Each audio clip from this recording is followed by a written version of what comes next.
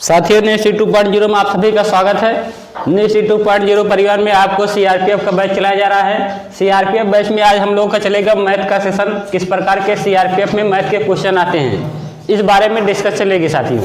चलिए ध्यान देते हैं। पहला क्वेश्चन आपका दिया गया है 4.5 प्लस 0.45 प्लस 0.045 प्लस 0.0045 का मान ज्ञात कीजिए। इस टाइप के क्वेश्चन 1 से 2 क्वेश्चन आपके सीआरपीएफ एग्जाम में पूछे जाते हैं, जो कि बहुत आसान क्वेश्चन होते हैं। इनको कैसे हल करेंगे? इनको हल करने के लिए ध्यान देंगे दशमलव संख्याओं को कैसे हल करते हैं। दशमलव संख्या जिसमें दशमलव संख्या सबसे ज्यादा अंक के बाद है। यहाँ पे आपका जो दशमलव संख्या दिया गया है 4 अंक के बाद है। यहाँ आप क्या करेंगे, दशमलव के बाद 0 बढ़ा देंगे, यहाँ 4 अंक हो जाएगा। दशमलव के बाद डबल 0 बढ़ा देंगे तो यहाँ 4 अंक हो जाएगा। दशमलव के बाद 3 0 बढ़ा देंगे तो आपका यहाँ 4 अंक हो जाएगा। ठीक है, दशमलव को हल करेंगे, 3 को हल करेंगे, क्या करेंगे 5 को हल कर देंगे। जब 5 को 0 को 0 को और 0 को इकाई को हल करेंगे, इकाई को हल करेंगे तो हो जाएगा आपका 5। ठीक है, इसके बाद दहाई का अंक है 4 में जोड़ देंगे 5 तो हो जाएगा 9। 0 है फिर 0 आपका बन जाएगा 9। इसके बाद फिर क्या है, 0 है फिर 4 है फिर इसके बाद 5 है। इसके बाद फिर आपका 0 है फिर आपका बन जाएगा 9। ठीक है, फिर इसके बाद आपको हो जाएगा 0 फिर 0 है, इसके बाद फिर आपका 4 है फिर 5 है फिर बन जाएगा 9। इसके बाद 4 ये आपका साथियों उत्तर हो जाएगा। इनको हल करने के बाद मान आएगा। आप लोग को लग रहा होगा इतना आसान क्वेश्चन क्यों आता है। सीआरपीएफ का जो भी एग्जाम होता है बिल्कुल नॉर्मल क्वेश्चन आता है। मैथ से डरने की कोई जरूरत नहीं है। बहुत आसान से बिल्कुल 4th लेवल का जो मैथ होता है वही मैथ आपके सीआरपीएफ में पूछा जाता है। हार्ड लेवल का मैथ नहीं पूछा जाता है।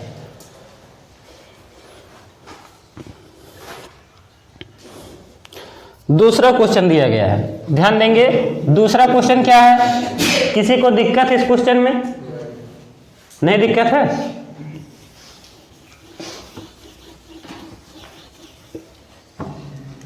यदि a अनुपाते b बराबर 3:4 है तथा d अनुपाते b बराबर दिया गया है 4:3 है, तो a अनुपाते d का मान बताइए।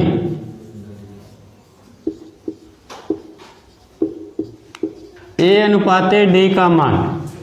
दूसरा क्वेश्चन है, यदि a अनुपाते b का मान 3:4 है, d अनुपाते b का मान 4:3 है, तो a अनुपाते d का मान बताइए।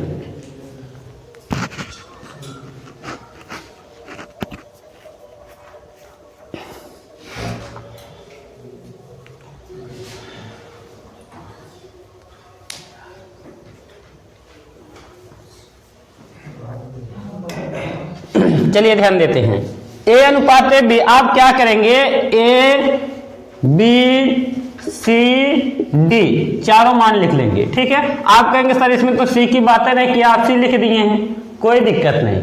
ठीक है, आप लिख सकते हैं क्योंकि a b c d जो आपका आएगा क्रम से आएगा। तो यहां से आप ध्यान देंगे, जब इनका अनुपात निकालेंगे a अनुपाते b का मान दिया, a अनुपाते b का मान 3:4 है, 3:4 है। इसके बाद क्या दिया, दूसरा अनुपात दिया d अनुपाते b, मतलब d का मान 4 है और b का मान 3 है, तो b के स्थान पे 3 लिख देंगे और d के स्थान पे 4 लिख देंगे। ध्यान देंगे, आप कहेंगे सर यहाँ तो कोई संख्या नहीं। जब संख्याएं खाली होती हैं तो आप बगल वाले की संख्या लिख देते हैं, नहीं जान पाए।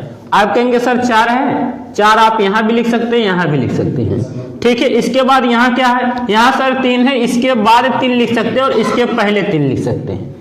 आया समझ में? तो आप इनका क्या कराएंगे, गुणा कराएंगे। जब गुणा कराएंगे तो 3 त्रिका 9, 4 तिहाई 12, 4 तिहाई 12, 4 चौक 16।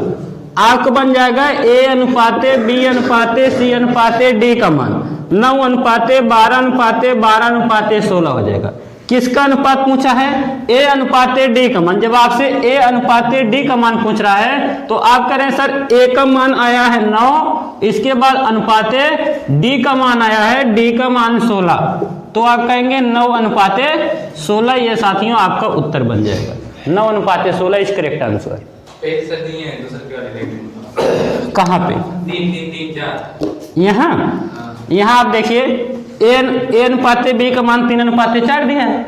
आप कह रहे सर C और D का मान खाली हो गया, फिर इसके बाद कह रहे हैं D/B दिया, आप B/D कर लीजिए। जब D/B का मान 4/3 तो B/D का मान 3/4 हो जाएगा। कहने का मतलब D की वैल्यू 4 है और B की वैल्यू 3 है, ठीक है। तो B की वैल्यू 3 हो जाएगी और D की वैल्यू 4 हो जाएगी, 3/4 हो जाएगा, ठीक है। गैपिंग किसके पास है? 3 के पास गैपिंग है, ठीक है। तो आप क्या करेंगे, पहले 3 भर देंगे, बाद में 3 भर देंगे, संख्याओं का गुणा करा देंगे। फिर से बताएं, D के नीचे 4, D के नीचे 4 कैसे लिखें? चलिए ठीक है, आप ध्यान देंगे, पूरा फिर से देखिए, फिर से एक बार समझिए। आपका क्वेश्चन दिया गया है A/B, पहला जो अनुपात है A और B के बीच में दिया गया है। A की वैल्यू 3 दिया गया है और B की जो वैल्यू है वो 4 दिया गया है, इतना समझो। इसके बाद दिया गया D/B, D का मान 4 है और B का मान 3 है। आप D के स्थान पे 3 लिख देंगे और B के स्थान D का मान 4 दिया गया और B का मान 3 दिया गया है, तो आप B के लिए 3 लिखेंगे और D के लिए 4 लिखेंगे, इतना समझे।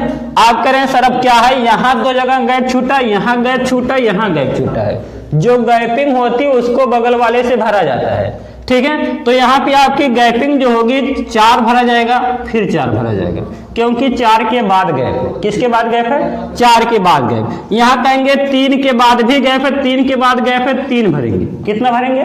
3 भरेंगे। सर यहाँ पे तो गैप है, यहाँ भी गैप है, अगर यहाँ गैप है तो यहाँ भी आप 3 भर सकते हैं, यही संख्या यहाँ उतार सकते हैं, समझे। अब बहुत लोग कहेंगे सर अगर यहाँ पे आप 3 उतार रहे हैं 4 भी उतार सकते थे, क्योंकि पहले वाला गैप उतार रहे हैं, तो ऐसा नहीं भरा जाएगा।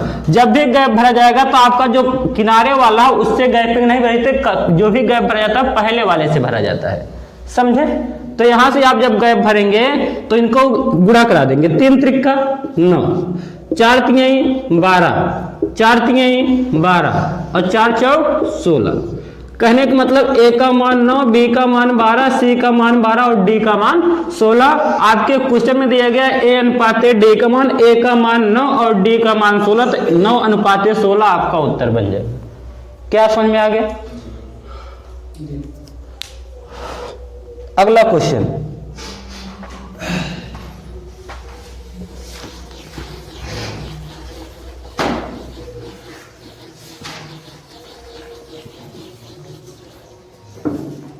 दिया गया है 5.49 इसका वर्ग माइनस 3.51 इसका वर्ग बटे 5.49 प्लस 3.51 का मान ज्ञात कीजिए। इस टाइप का भी एक क्वेश्चन आपके एग्जाम में पूछा जाएगा।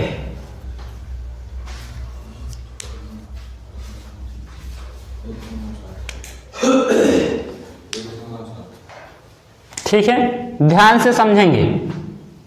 ये अगर इस टाइप का जब भी मान आएगा, ध्यान से समझिए, इस टाइप का जब भी सवाल आएगा, अगर ध्यान देंगे, ऊपर आपका स्क्वायर दिया गया माइनस है, यहां नीचे वाला चिन्ह देखेंगे, अगर नीचे वाला चिन्ह प्लस है तब दोनों संख्या को क्या कर देंगे?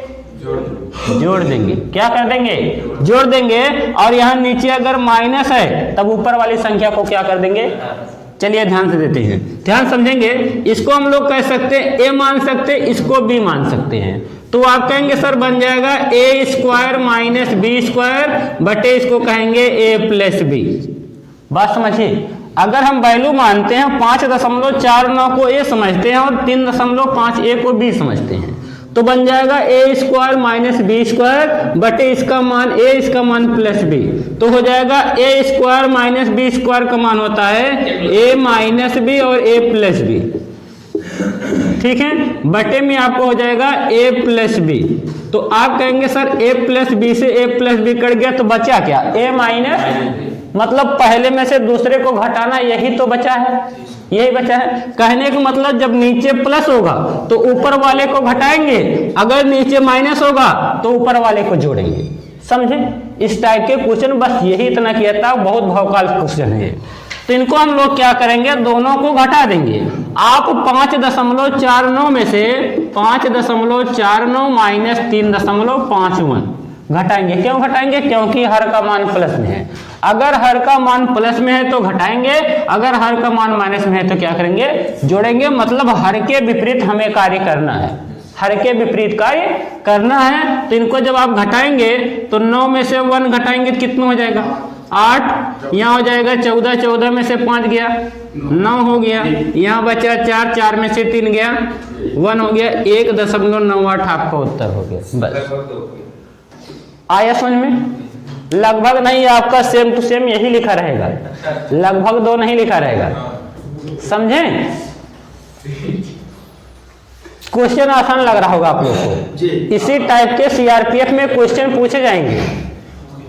सीआरपीएफ बहुत हार्ड पेपर नहीं होने वाला है। अगला क्वेश्चन देखते हैं।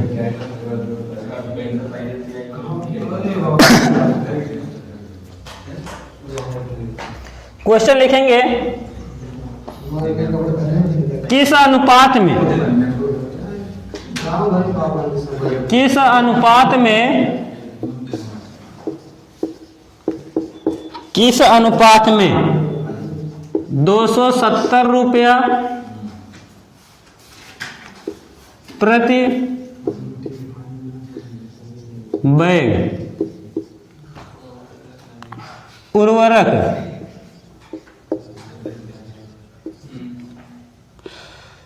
को 320 रुपये प्रति बैग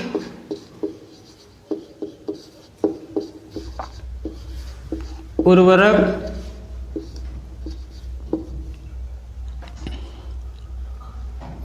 में मिश्रित किया जाना चाहिए, मिश्रित किया जाना चाहिए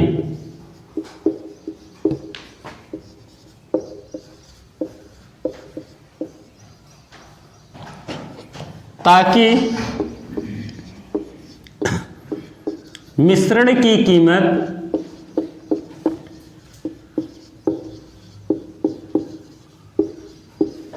₹300 प्रति बैग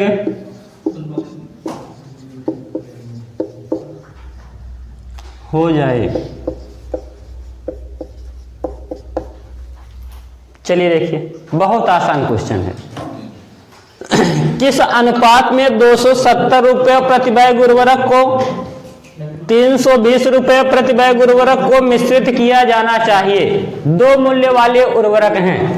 पहला मूल्य है 220 रुपये वाली बोरी है और अगला है 270 रुपये प्रति बैग और है 320 रुपये प्रति बैग। ठीक है, दोनों को मिक्स किया जाता है। जब मिक्स करेंगे तो क्या होगा, एक अच्छे क्वालिटी का सामान है, एक घटिया क्वालिटी का सामान है। जब दोनों को मिलाया जाएगा तो एक मिश्रण वाला मान मिलता है। जो मिश्रण वाला मान होता है वो हमेशा दोनों के बीच में होता है। ध्यान रखेंगे, मिश्रण का जब भी मान होता है वो सदैव दोनों के क्या रहता है, बीच में रहता है। जैसे आपका पहला जो घटिया मूल्य वो 270 रुपया है, जो बढ़िया क्वालिटी का मूल्य है 320 रुपया है। मिश्रण के बाद जो मूल्य मिलेगा वो 270 और 320 के बीच में होगा कहीं ना कहीं। समझ रहे हैं? तो आपका क्या होगा, जब अनुपात बनाएंगे तो आपका क्या कहेंगे, पहला बैग जो है प्रथम और द्वितीय 2 कीमतें हैं। पहले की कीमत है 270 और दूसरे की कीमत है 320। ठीक है, इनका जब अनुपात निकालेंगे, जो मिश्रण होगा मिश्रण इनके बीच में होगा। मिश्रण कहाँ होगा, इनके बीच में, दोनों के बीच में मिश्रण पाया जाता है। अनुपात निकालने के लिए क्या करेंगे, दोनों का अंतर निकाल देंगे, वही आपका उत्तर हो जाएगा। समझे? तो आप कहेंगे पहले की कीमत 270 और दूसरे की कीमत 320, मिश्रण जो होगा बिल्कुल बीच वाला मूल्य होगा, इनका अंतर निकालेंगे, 320 में से 300 घटाएंगे तो आप कहेंगे सर बन जाएगा 20, अनुपाते 270 और 300 का अंतर निकालेंगे, कितना हो जाएगा 30, इनको सरल कर देंगे, 0 से 0 काट देंगे तो बन जाएगा 2:3। कहने का मतलब जो आपका अनुपात बनेगा 2:3 का अनुपात बनेगा, यही उत्तर है बस। इसी टाइप के एकदम 4th लेवल के जो मैथ होते हैं वही क्वेश्चन सीआरपीएफ में पूछे जाते हैं। क्वेश्चन आया समझ में? कोई दिक्कत नहीं है? किसी को कोई दिक्कत? फिर से बता दें? चलिए, वेरी गुड।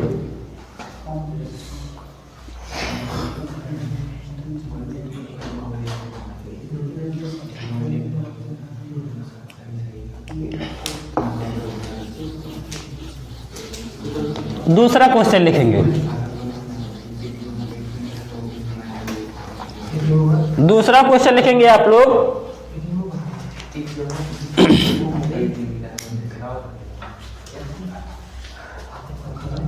यदि 12,800 रुपये 12,800 रुपये किसी बैंक में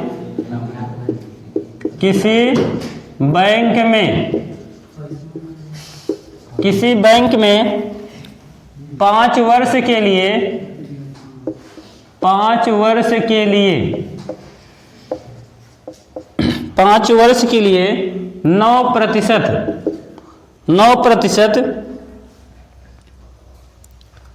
प्रतिवर्ष साधारण ब्याज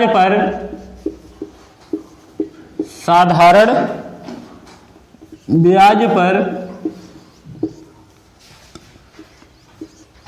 जमा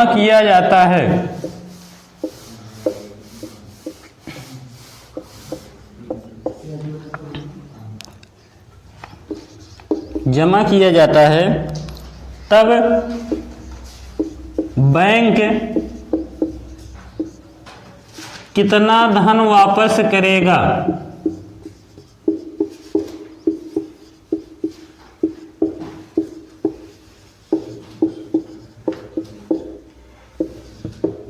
चलिए, एकदम 4th लेवल के जो क्वेश्चन होते हैं बस वही सीआरपीएफ में पूछे जाते हैं। उम्मीद करते हैं ये क्वेश्चन आप लोग लगा सकते हैं।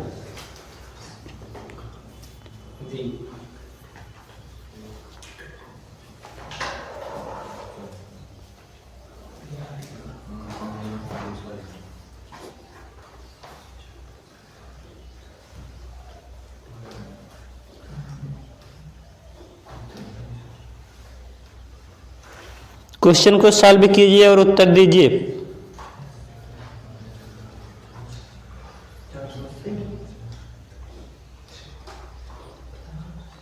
बैंक कितना धन वापस देगा? पहली बात समझिए, बैंक आपका मूलधन भी वापस देगा और ब्याज भी वापस देगा।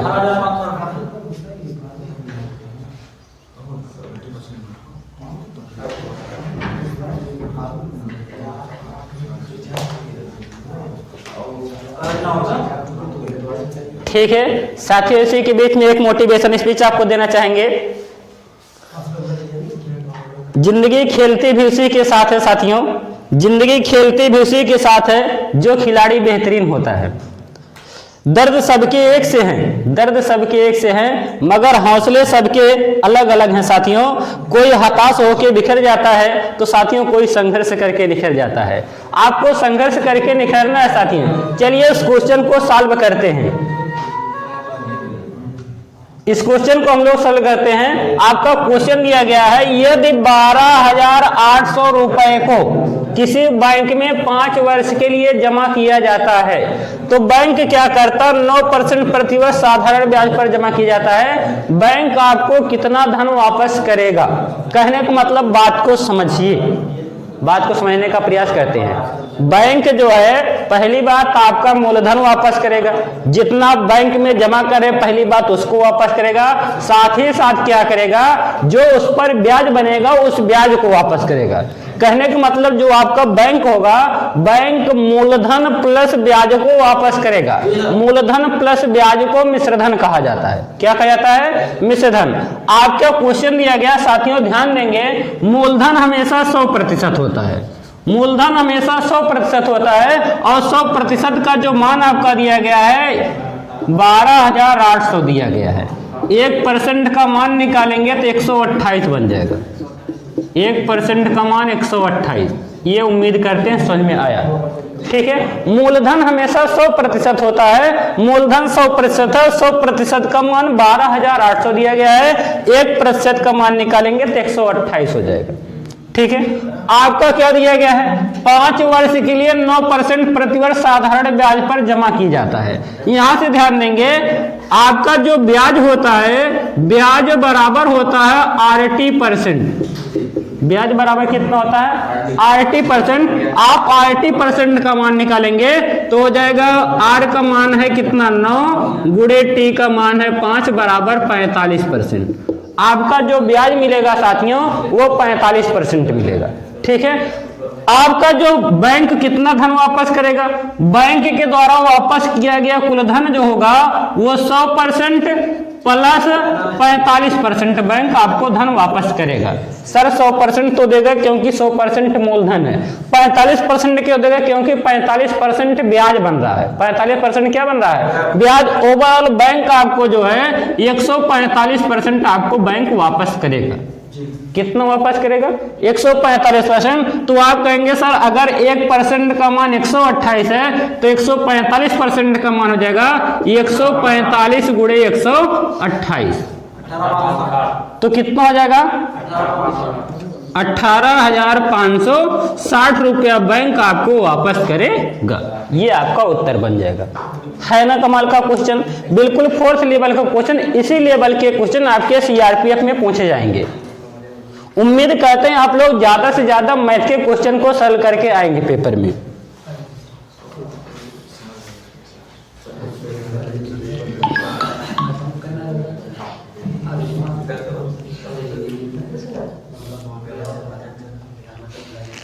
अगला क्वेश्चन है, अगला क्वेश्चन CRPF का अगला क्वेश्चन ध्यान देते हैं। आपका यहाँ पे NIST 2.0 परिवार में क्या साथी इस समय CRPF का बैच चलाया जा रहा है, बिल्कुल निःशुल्क बैच।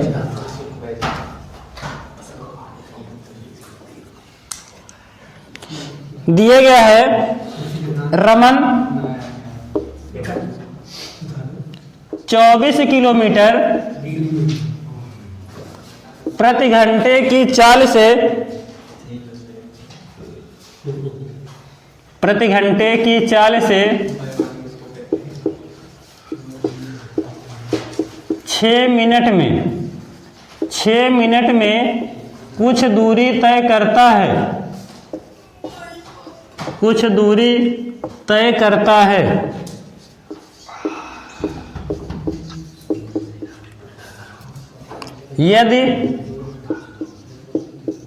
यदि वह 8 मिनट में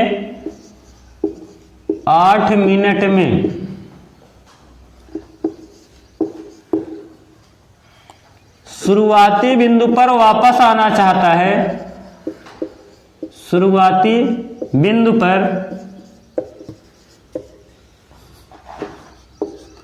वापस आना चाहता है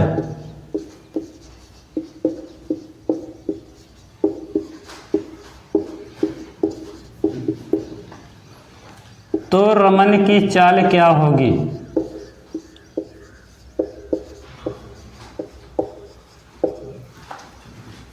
लगाइए, क्वेश्चन को सॉल्व कीजिए।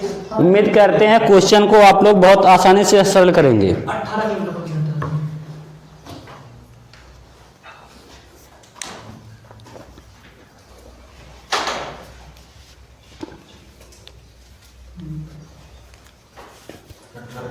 चलिए वेरी गुड। ध्यान देंगे, दिया गया रमन की जो चाल है, मान लेते हैं रमन एक बिंदु से दूसरे बिंदु तक जाता है, ए से बी तक रमन जाता है। ठीक है, तो रमन की जो चाल है दिया गया है 24 किलोमीटर प्रति घंटा। ठीक है। ये और समय कितना लेता है? 6 मिनट का लेता है। कितने मिनट का? 6 मिनट का दिया गया। तो यहां से दूरी बराबर क्या बनेगा? आप कहेंगे सर दूरी बराबर बनेगा, क्या होता है दूरी बराबर? चाल गुणे समय। दूरी बराबर चाल गुणे समय। आप कहेंगे सर रमन के द्वारा तय दूरी बराबर बनेगा, चाल का मान दिया गया है 24 गुणे समय का मान दिया गया है 6/60। सर नहीं समझ पाए, ध्यान देंगे। अगर 4 किलोमीटर प्रति घंटा में चाल दिया गया तो समय भी आपका घंटा में होना चाहिए। समय 6 मिनट दिया गया है, 6 मिनट को 6/60 बोला जा सकता है, इतना घंटा। तो आप कहेंगे सर इतना दूरी जो है रमन तय करता है, ठीक है। फिर करा है जब वापस आता है, क्या करता है? वापस आता है, तब क्या दिया गया है? वह किस चाल से वापस आएगा। तो ध्यान देंगे साथियों, ध्यान देंगे, इस टाइप का जो क्वेश्चन होगा इसको किस चाल से वापस आएगा। दूरी दिया गया इतना हो गया, समय कितना हो जाएगा? दूसरी बार समय दिया गया है, समय बराबर दिया गया, वो 8 मिनट में वापस आना चाहता है। कितने मिनट में? 8 मिनट में। जब 8 मिनट में वापस आएगा तो आप कहेंगे सर क्या है उसकी पूछा गया? चाल। चाल बराबर क्या होता है? दूरी बटे समय। चाल बराबर दूरी बटे समय का प्रयोग करेंगे तो आप कहेंगे चाल बराबर बन जाएगा उसका वापस में चाल, दूरी का मान हो जाएगा 24 गुणे 6/60। ये हो जाएगा दूरी बटे समय हो जाएगा 8/60। ठीक है, 60 से 60 काट देंगे, इसके बाद 8 कन्ना 8, 8 त्रिक 24। आप कहेंगे चाल बराबर बनेगा, चाल बराबर 3 छक 18 किलोमीटर प्रति घंटा। ठीक है सर, ये तो आप बहुत लंबा तरीके से बता दिए, कोई 60 तरीका हो तो बताइए। चलिए आपको हम 60 तरीका भी बताते हैं। जब क्या होगा, ये तो लंबा प्रोसेस हो गया सर, 60 तरीका बताइए। 60 तरीका क्या होता है? टाइप 2। दूसरे टाइप से कैसे हल करते हैं, ध्यान से समझिए। रमन जो है स्थान ए से स्थान बी तक गया है, स्थान ए से स्थान बी तक गया है, स्थान ए से स्थान बी तक गया, फिर करा बी से ए तक आना चाहता है। कहने का मतलब रमन दोनों बार समान दूरी तय करता। जब क्या होगा, कोई गतिशील वस्तु समान दूरी तय करती है। कौन सी दूरी तय करती है? समान दूरी तय करती है। तो इसके लिए क्या लगाया जाता है? जब दूरी बराबर है d1 बराबर d2 के, d1 बराबर d2 के है, जब दोनों दूरी बराबर होता है तब आपका होता है s1 t1 बराबर s2 t2। सर इसका मतलब क्या है? दूरी बराबर होता है चाल गुणे समय। यस मतलब स्पीड है, यस मतलब क्या है? Speed, T for time. ठीक है, आपका पहला जो स्पीड दिया गया है, पहले स्पीड दी गई है 24 की, गुणे टाइमिंग कितनी दी गई है? 6 की दी गई है। दूसरी स्पीड आपका s2 का मान पूछा है, गुणे t2, दूसरा टाइमिंग कितना दिया गया? 8 दिया गया है। तो आप कहेंगे सर यहां से क्या हो जाएगा? 24 गुणे 6 बराबर s2 गुणे 8 हो जाएगा। 8 को इधर रिवर्स करेंगे तो हो जाएगा 24 गुणे 6/8 बराबर s2। यहां से हल करेंगे तो 8 कन्नन 8, 8 त्रिक 24, 3 गुणे 6 बराबर कितना? 18 किलोमीटर प्रति घंटा स्पीड दूसरी आपकी बनेगी साथियों। यह है खतरनाक ट्रिक। अगर इस वीडियो समझ में आया तो वीडियो को लाइक जरूर करें साथियों।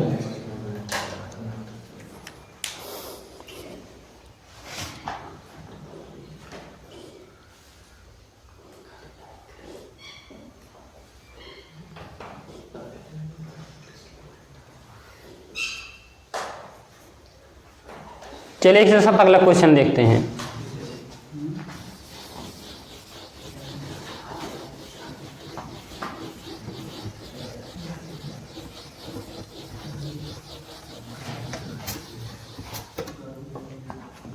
क्वेश्चन दिया गया है, एक चार्ट बनाया गया है,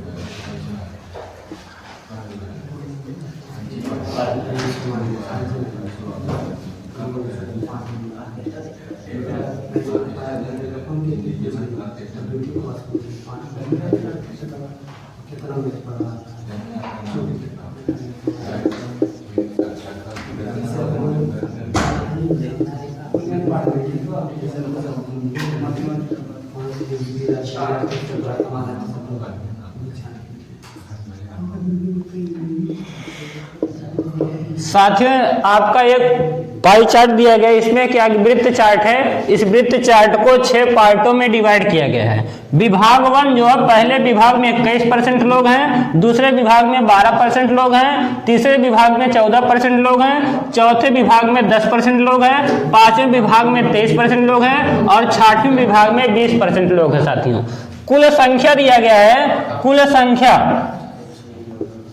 कुल संख्या जो है इनकी 600 है। कुल संख्या 600, कुल संख्या 600 है। तो विभाग 2 व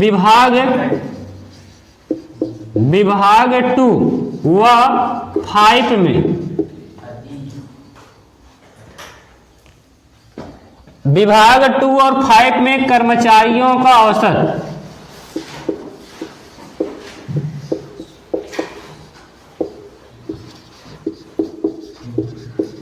क्वेश्चन को सॉल्व कीजिए साथियों।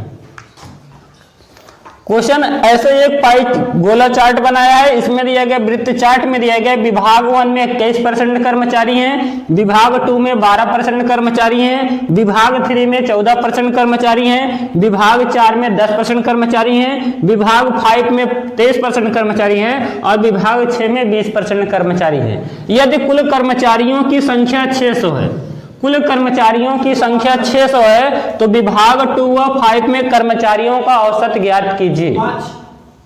Very good, 105।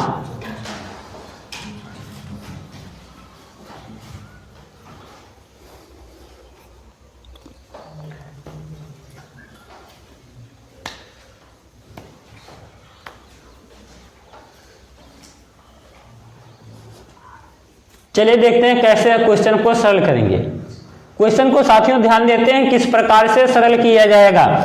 जो भी कुल संख्या होती है, कुल संख्या 100% के बराबर होती है। कुल संख्या किसके बराबर होती है? 100% के। आप कहेंगे सर 100% का मान दिया गया, 100% का मान 600 है, तो यहां से कहेंगे 1% का जो मान बनेगा वो 6 बनेगा।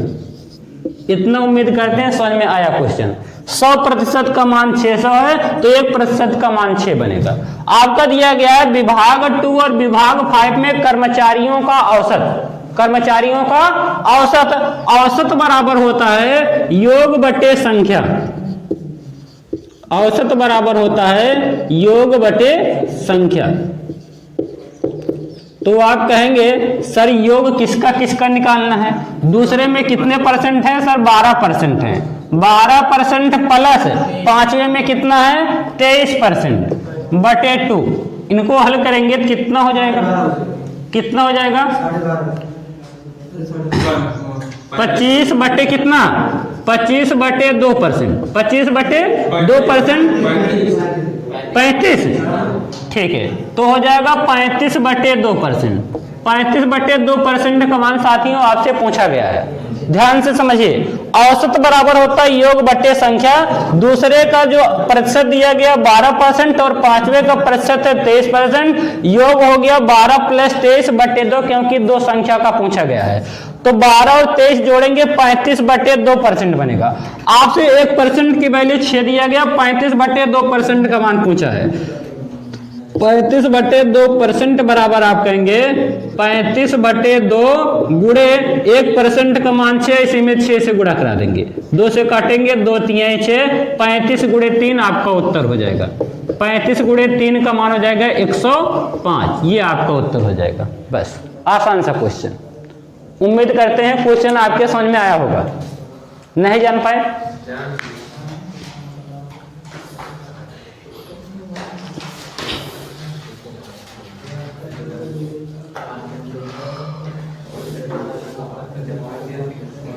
साथियों एक क्वेश्चन आपका त्रिकोणमिति से भी पूछा जाएगा।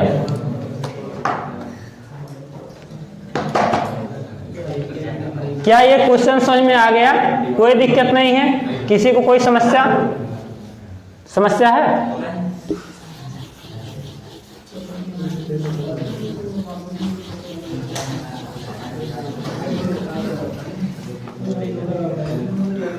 साथियों ध्यान देंगे, क्वेश्चन दिया गया है यदि साइन थीटा बराबर 9/41 है, साइन थीटा बराबर 9/41 है, तो काट थीटा का मान बताइए। ऑप्शन आपके पास दिए गए हैं 41/9 पहला ऑप्शन है, दूसरा ऑप्शन आपका दिया गया है 40/9, तीसरा ऑप्शन आपका दिया गया है 9/40 और चौथा ऑप्शन आपका दिया गया है 9/41। चलिए ध्यान देते हैं, ध्यान देंगे सभी लोग, पॉइंट को समझिए। दिया गया यदि साइन थीटा बराबर 9/41 है तो काट थीटा का मान बताइए। बहुत आसान सा क्वेश्चन है, देखिए कैसे हल करेंगे। यहां से आप कहते हैं सब भी sine theta, cot theta, tan theta, इनका जब मान पूछा जाएगा, ध्यान से समझते हैं साथियों। यहां से हो जाएगा sine theta, cast theta, tan theta, cot theta, sec theta और कॉसेक थीटा, ये 6 थीटा आपके होते हैं। पॉइंट को समझिए सब लोग। Sine theta, cos theta, tan theta, cot theta, sec theta, cosec theta, 6 theta आपका होता है। यहां से ध्यान देंगे साइन थीटा का मान 9/41 दिया गया है, तो यहां से एक ट्रिक याद रखेंगे, लाल बटे कक्का, कुछ नहीं याद रखेंगे, लाल बट्टे कक्का समझेंगे। अगर साइन थीटा का मान दिया गया है, पॉइंट को समझिए। यहां से आप कहेंगे पहला जो हो जाएगा साइन थीटा हो जाएगा, दूसरा कास हो जाएगा, तीसरा tan हो जाएगा और चौथा आपका काट हो जाएगा, फिर आपका सेक हो जाएगा, फिर अगला आपका कासेक हो जाएगा। इतना आपका हो जाएगा साथियों, ध्यान से समझेंगे। साइन, कास, tan, काट, सेक, कॉसेक, ये आपको होते हैं 6 त्रिकोणमितीय अनुपात। यहां से साइन थीटा का मान दिया गया, साइन थीटा का मान साथियों होता है लंब बटे कर्ण। लंब बटे यल का मतलब लंब, के का मतलब कर्ण, साइन थीटा बराबर लंब बटे कर्ण हो जाएगा। लंब का मान हो गया 9 और बटे कर्ण का मान हो गया 41। लंब का मान 9 बन गया और कर्ण का मान कितना हो गया 41। आपका साथियों की यदि पूछा गया है काट थीटा का मान, काट थीटा बराबर आपको हो जाएगा आधार बटे लंब, काट थीटा का मान हो जाएगा आधार बटे लंब। चलिए ध्यान देते हैं, इसमें से कौन आधार बटे लंब को फॉलो करता है। जब आप आधार बटे लंब का मान निकालेंगे तो आपको पता है कि सर 41 क्या है, 41 आपका कर्ण का मान है। किसका मान है? कर्ण का मान। और 9 किसका मान है? लंब का मान। ये तो साथियों कर्ण बटे लंब कहने का मतलब कासेक थीटा का मान है। इसके बाद ध्यान देंगे दूसरा आपका दिया गया 40/9, 40/9। आप क्या कहेंगे? 9 क्या है आपका काट थीटा का जब मान होगा आधार बटे लंब। आधार का मान कितना होना चाहिए? आधार का मान आपका ध्यान देंगे जो भी आपका आएगा वो 9 और 41 के अलावा होगा। आधार जो आपका होगा वो 9 और 41 के अलावा चाहे जो हो सकता है। तो ध्यान देंगे 9 और 41 के अलावा केवल आपका 40 दिया गया है बस। कहने का मतलब जो आपका आधार बनेगा वो 40 बनेगा। क्या बनेगा? 40। तो आप कहेंगे सर आधार का मान 40 हो सकता है, बटे लंब का मान कितना होगा? लंब का मान 9। 40/9 कहीं उत्तर दिया गया है क्या? 40/9। तो आपका ऑप्शन भी जो है ये साथियों आपका उत्तर हो जाएगा काट थीटा का मान 40/9। समझ गए? नहीं समझे?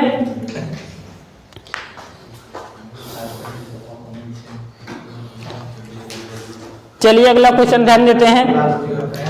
आपका सीआरपीएफ कांस्टेबल एसआई में बहुत ही फोर्थ लेवल के मैथ पूछे जाते हैं साथियों। लग रहा होगा कि मैथ कुछ भी नहीं है।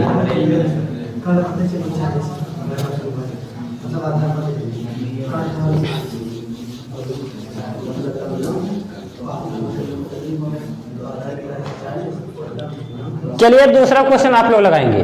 बहुत हेलुआ क्वेश्चन है, ध्यान से समझिए। दिया गया है P एक कार्य को, P एक कार्य को 8 दिन में पूरा कर सकता है।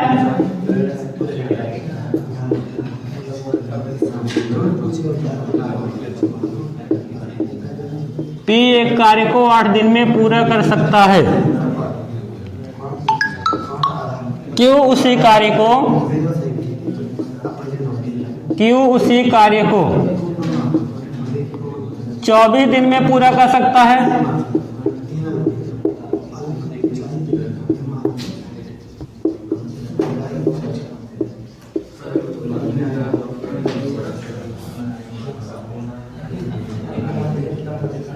दोनों ने मिलकर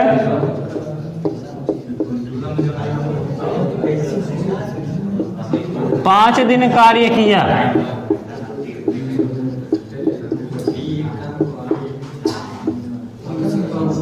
पांच दिन कार्य किया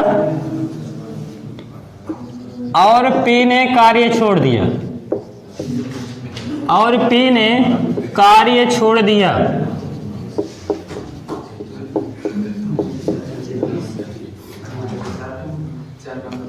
शेष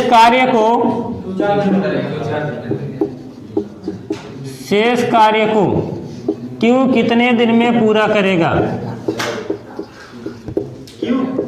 हाँ, वेरी गुड। आप लोगों के उत्तर आ चुके हैं 4 दिन। साथियों ध्यान देते हैं किस प्रकार से 4 दिन आएगा। 4 दिन कैसे उत्तर आएगा?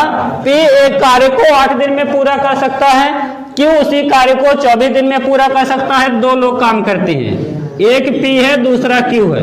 P काम करता है 8 दिन में, Q काम करता है 24 दिन में। इनका लासा लेंगे तो 8 और 24 का जब आप लासा निकालेंगे तो हो जाएगा 24। P की क्षमता कितनी बनेगी? 8 त्रिक 24। P एक दिन में 3 यूनिट काम करता है। Q की क्षमता कितनी बनेगी? 1 यूनिट। बात को समझते हैं। P 8 दिन में अगर काम करेगा तो 24 काम को करने में कितना टाइम लेगा? 8 त्रिक 24 कहने का मतलब एक दिन में 3 काम करता रहा होगा। अगर Q की बात करते हैं, Q जो है 24 काम को 24 दिन में करता है, इसका मतलब एक दिन में 1 काम करता है। तो अगर दोनों मिल करके काम करते हैं, P प्लस Q मिलकर काम करते हैं, तो मिलकर जब काम करेंगे 3 1 4 यूनिट काम करेंगे। कई यूनिट काम करेंगे? 4 यूनिट। पॉइंट को समझते हैं। करा दोनों ने मिलकर 5 दिन कार्य किया। कितने दिन कार्य किया? 5 दिन। अगर एक दिन में P और Q मिलकर के 4 यूनिट काम करते हैं तो 5 दिन में कितना काम करेंगे? आप कहेंगे सर 5 दिन में 4 गुणे 5 कहने का मतलब 20 यूनिट काम करेंगे। कितना यूनिट काम करेंगे? 20 यूनिट। कितना काम बचा है? 24 यूनिट काम था, 20 यूनिट काम खत्म हो गया, कितना यूनिट बचा? 4 यूनिट काम शेष बचा। इस 4 यूनिट को Q कितने दिन में करेगा? एक काम को एक दिन में करता, 4 काम को कितना दिन लेगा? 4 दिन। आपका उत्तर हो जाएगा साथियों। अगर यही प्रश्न बढ़ा देता, कह देता कि कार्य कितने दिनों में समाप्त हुआ, अगर यही क्वेश्चन कह देता कार्य कितने दिनों में समाप्त हुआ, तो आप कहते कि सर 5 दिन ये और 4 दिन ये, तब जाकर के आपका उत्तर 9 दिन हो जाता। आया समझ में? इसी टाइप के क्वेश्चन आपके CRPF में पूछे जाएंगे।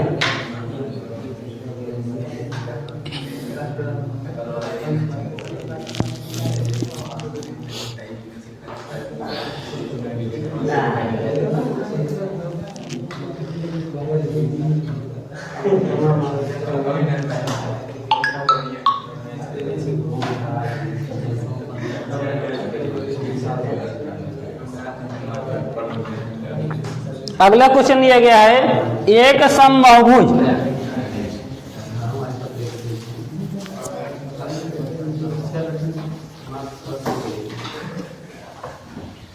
ध्यान देंगे, एक समबाहु त्रिभुज, एक समबाहु त्रिभुज, एक समबाहु त्रिभुज का क्षेत्रफल क्या होगा?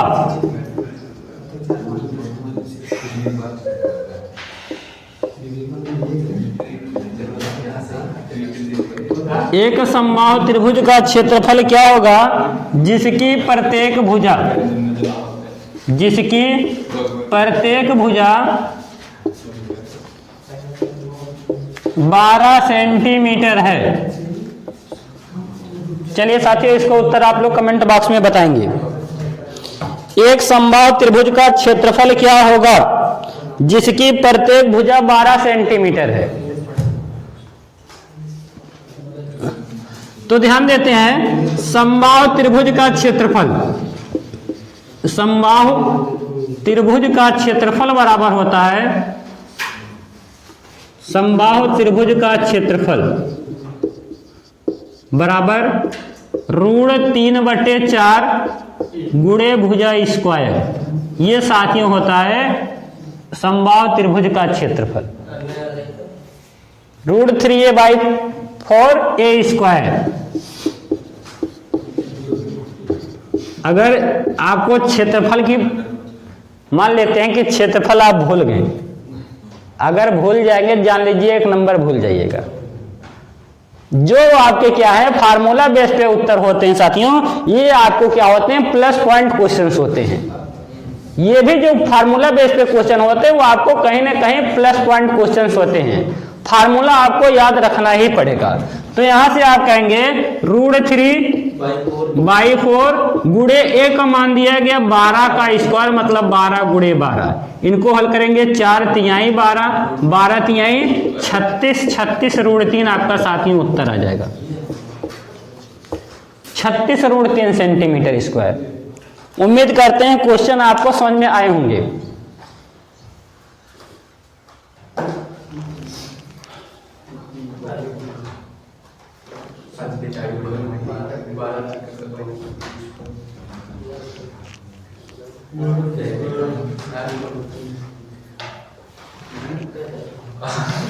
चलिए साथ ही साथ एक मोटिवेशन वीडियो क्वेश्चन बोलना चाहेंगे, एक मोटिवेशन देना चाहेंगे आप लोगों को। कई जीत बाकी है, कई हार बाकी है। साथियों कई जीत बाकी है तो कई हार बाकी है, अभी तो जिंदगी का सार बाकी है। यहां से चले हैं नई मंजिल पाने के लिए, यहां से चले हैं नई मंजिल पाने के लिए। यहां तो एक पन्ना था साथियों, यहां तो एक पन्ना था, अभी तो पूरी किताब बाकी है साथियों। इस साथ अपनी वीडियो को दाइन करते हैं साथियों। आज की वीडियो कैसे लगी कमेंट बॉक्स में उत्तर जरूर दें साथियों। वीडियो देखने के लिए बहुत बहुत धन्यवाद साथियों। जय हिंद साथियों।